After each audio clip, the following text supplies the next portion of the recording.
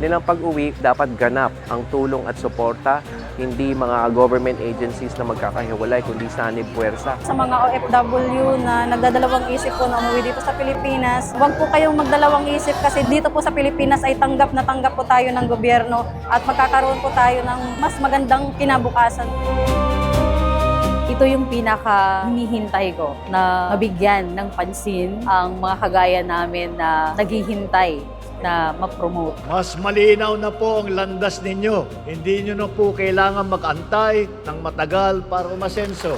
Marami pa po tayong ipopromote. Wala nang teacher ang magre-retire ng Teacher 1. Japan's initiative today is a step in the right direction, and the Philippines stands ready to work alongside every economy represented here.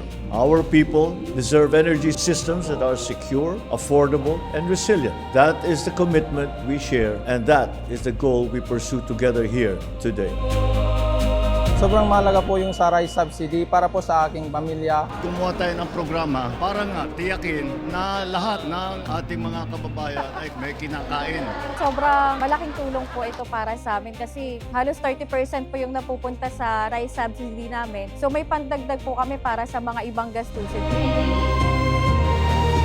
We are here now at the trading center at pinuntahan din natin ang palengke. Binaba natin ang presyo ng diesel ng 10 piso. Tapos yung mga charges ng mga local government, winave na muna. Tapos tinanggal na rin natin ang toll fee para sa mga truck na bumababa. Pati yung mga driver na nangangailangan ng tulong, sinama namin sa tupad program ng DOLE. Ito yung aming tulong para matiyak ang ating food supply, matiyak na hindi masyadong mabigat ang nararamdaman ng ating mga farmer, ng ating mga producer, ng ating mga wholesaler. Kaya patuloy ang aming pag-aaral at patuloy ang aming pag-monitor para tiyakin na lahat ay makakaramdam ng tulong ng pamahalaan.